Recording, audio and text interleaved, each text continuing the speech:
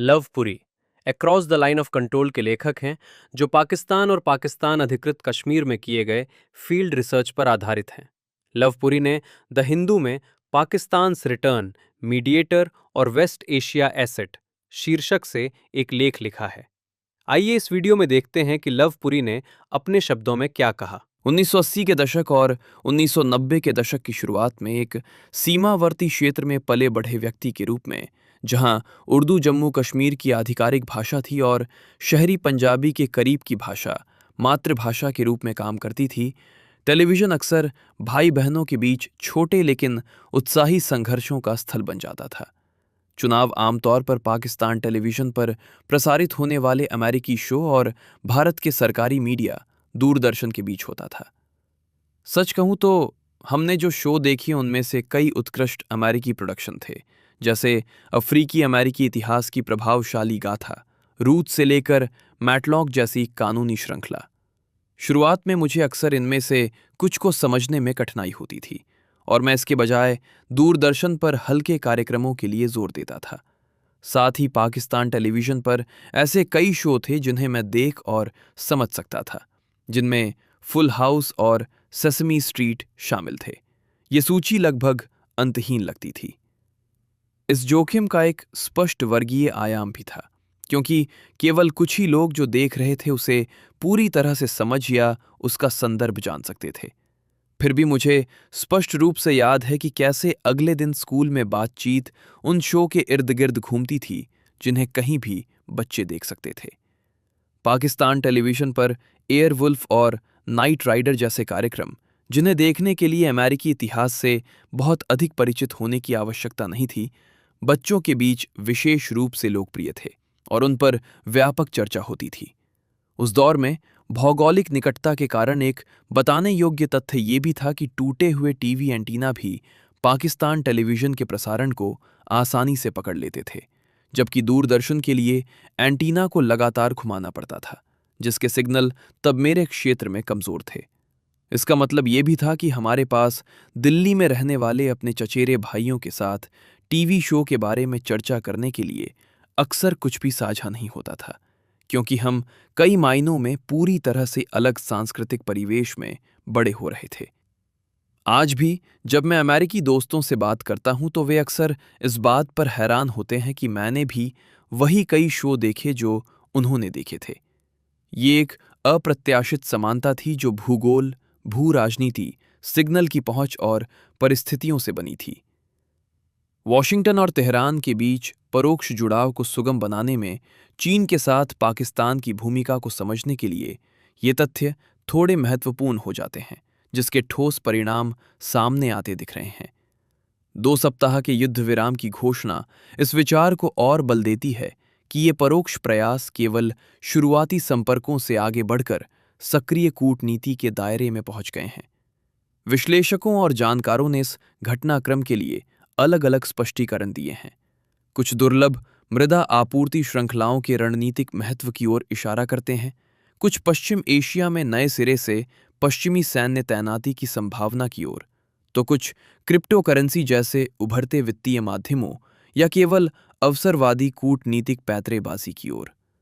हालांकि पूरे भारत में और दक्षिण एशिया के जानकारों के बीच इस घटनाक्रम को आश्चर्य और असहजता के साथ देखा गया है, जो रणनीतिक विश्लेषणों के विभिन्न हिस्सों में तेजी से दिखाई दे रहा है। हालांकि प्रत्येक तर्क का अपना महत्व हो सकता है, लेकिन वे एक गहरी संरचनात्मक वास्तविकता को अनदेखा कर देते हैं, और ये उन लोगों की समझ में रची बसी है जिन्होंने इस रिश्ते को करीब से देखा है।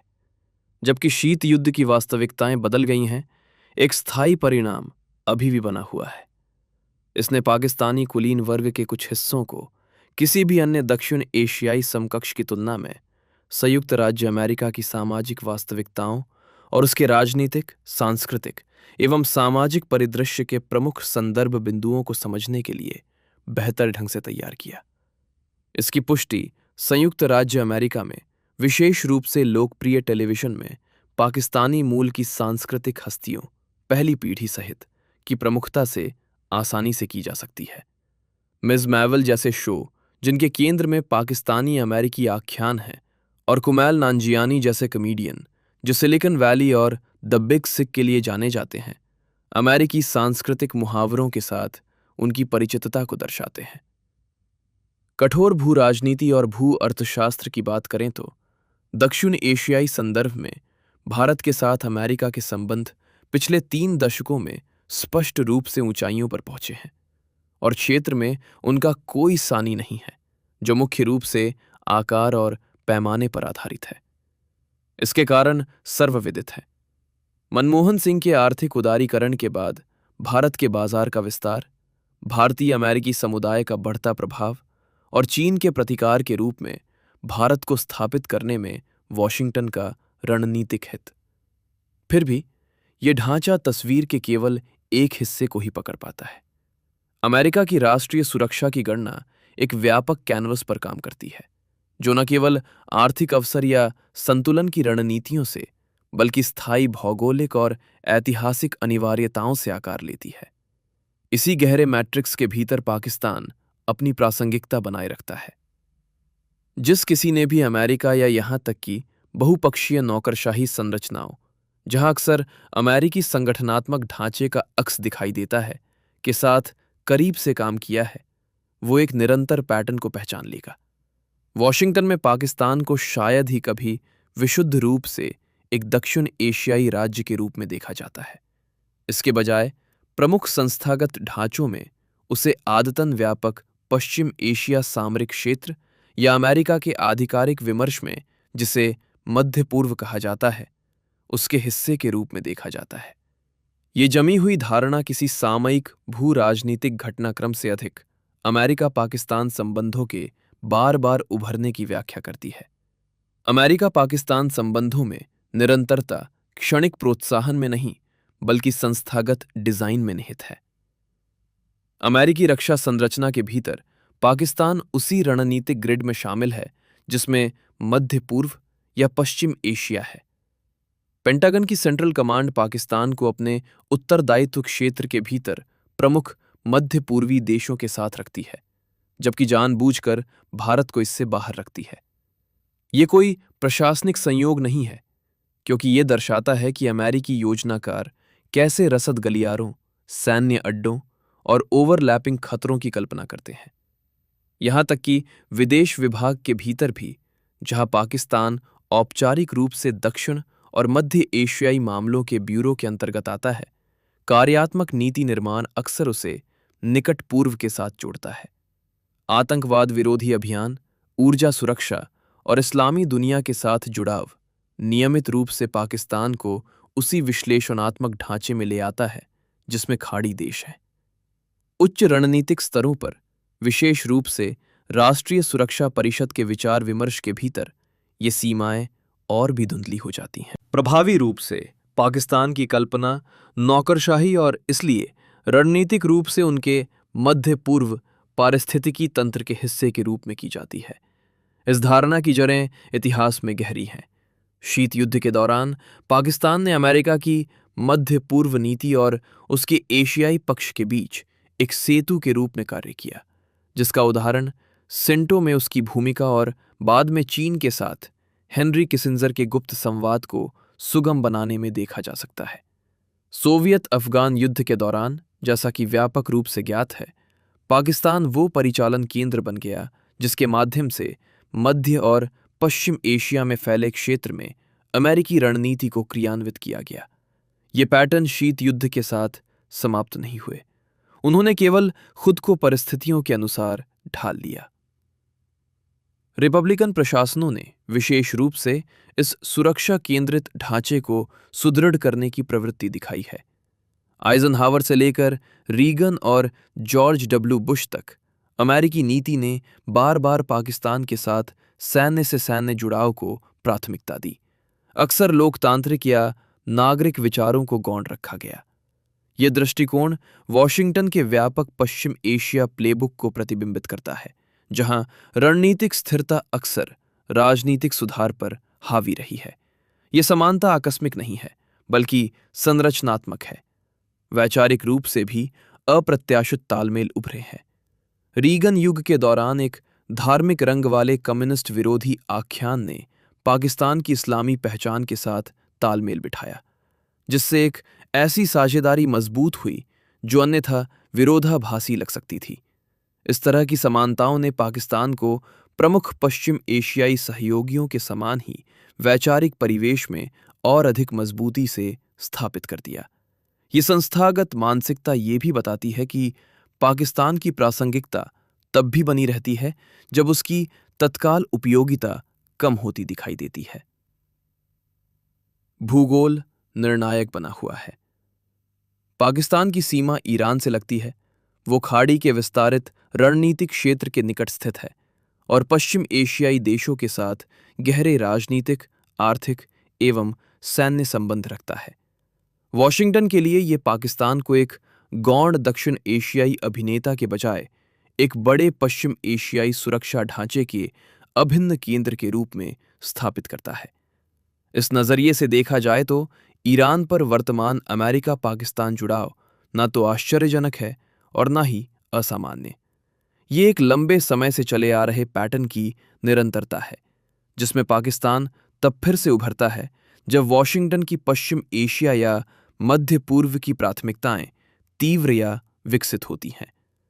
पेंटागन का पाकिस्तानी सेना के साथ स्थायी रिश्ता, जो दशकों के परिचालन सहयोग से बना है, एक स्थिरांक के रूप में कार्य करता है, जो दोनों देशों में राजनीतिक परिवर्तनों से परे है।